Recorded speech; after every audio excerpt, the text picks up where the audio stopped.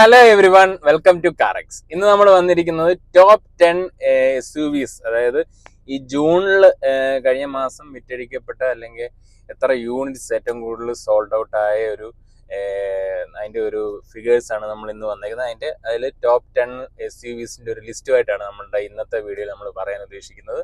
അതായത് പ്രീവിയസ് ഇയറിനെ വെച്ച് കമ്പയറും കൂടെ ചെയ്തുള്ള രീതിയിലാണ്. ആദ്യമേ തന്നെ പറയാനുള്ളത് ടാറ്റ പഞ്ച് ആണ്. അതിൽ വന്നിട്ട് നമുക്ക് ഈ കഴിഞ്ഞ ജൂണിൽ നമുക്ക് 18,238 യൂണിറ്റ്സ് ആണ് സോൾഡ് ഔട്ട് ആയേക്കുന്നത്. പ്രീവിയസ് ഇയറിൽ ഇതേ മാസം തന്നെ ജൂണിൽ, അതായത് 2023 ജൂണിൽ 10,990 ആയിരുന്നു. ഏകദേശം 65% ഒരു ഇൻക്രീസ് ആണ് നമുക്ക് പഞ്ചിന്റെ കാര്യത്തിൽ വന്നേക്കുന്നത്.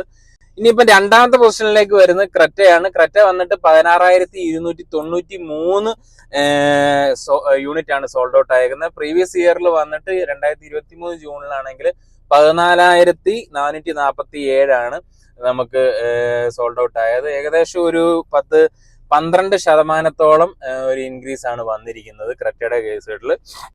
പിന്നെ അടുത്തത് മൂന്നാം സ്ഥാനം വന്നേക്കുന്നത് മാരുതി ബ്രസയാണ്. ബ്രസ വന്നിട്ട് 13,172 ആണ് ഈ മാസം. പ്രീവിയസ് ഇയറിൽ വന്നിട്ട് നമുക്ക് 10,578 ആണ്. ഏകദേശം 24% ഇൻക്രീസ് ബ്രസയുടെ കാര്യത്തിലും വന്നിട്ടുണ്ട്. പിന്നെ നാലാം പൊസിഷനിലേക്ക് വന്നേക്കുന്നത് മഹീന്ദ്ര സ്കോർപിയോ N ആണ്. 12,307 ആണ് ഈ ജൂണിൽ സോൾഡ് ഔട്ട് ആയിരിക്കും. മുൻ വർഷത്തിൽ നമുക്ക് സ്കോർപിയോ 8,648 യൂണിറ്റ്സ് ആയിരുന്നു ഈ മുൻ വർഷം 2023 ജൂണിൽ സോൾഡ് ഔട്ട് ആയത്. ഏകദേശം സ്കോർപിയോയുടെ എന്നിന്റെ കാര്യത്തിൽ നമുക്കൊരു 42% ഒരു ഇൻക്രീസോളം വന്നിട്ടുണ്ട് കമ്പയർ ചെയ്യുമ്പോൾ. അതിന് അടുത്ത അഞ്ചാം പൊസിഷനിലേക്ക് വരുന്നത് നെക്സോൺ ആണ്. നെക്സോൺ വന്നിട്ട് 12,066 ആണ് യൂണിറ്റ് വന്നേക്കുന്നത്. പക്ഷേ നെക്സോണിന്റെ കേസുകെട്ടിൽ 12% ഡിക്രീസ് ആവുകയാണ് ചെയ്തേക്കുന്നത്. നേരത്തെ പ്രീവിയസ് ഇയറിലെ വെച്ച് കമ്പയർ ചെയ്യുമ്പോൾ പ്രീവിയസ് ഇയറിൽ 13,827 യൂണിറ്റ്സ് സെല്ല് ചെയ്തതാണ്.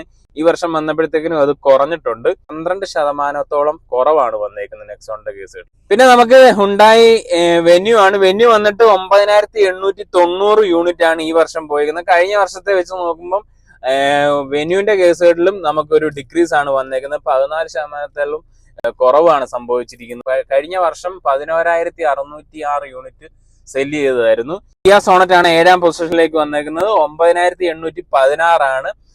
കിയ സോണറ്റ് ഏകദേശം ഒരു 27% ഇൻക്രീസ് ആയിട്ടുണ്ട്.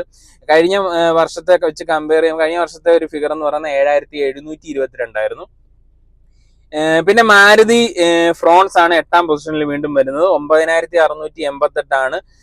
മുൻ വർഷത്തെ വെച്ച് നോക്കുമ്പോൾ 21% ഇൻക്രീസ് ഉണ്ടായിട്ടുണ്ട്. 7,991 ആയിരുന്നു മുൻ വർഷത്തെ ഒരു ഫിഗർ എന്ന് പറയുന്നത്.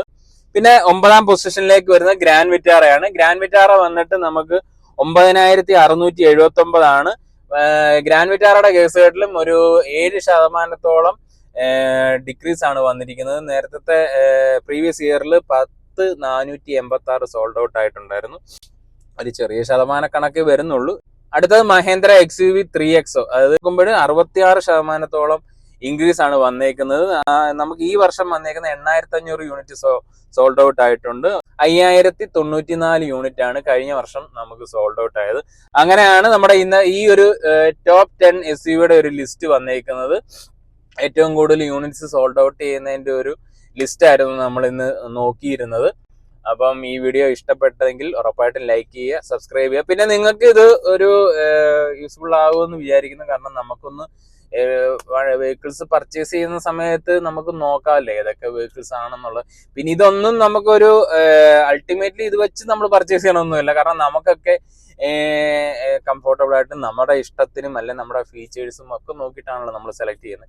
പിന്നെ എങ്കിലും ഈ ഒരു ലിസ്റ്റ് ഞാനൊന്ന് സോർട്ട് ഔട്ട് ചെയ്ത് എടുത്ത് നിങ്ങളോടൊന്ന് ഷെയർ ചെയ്യാമെന്ന് വെച്ചതേ ഉള്ളൂ. ഓക്കെ, അപ്പൊ താങ്ക് യു സോ മച്ച്.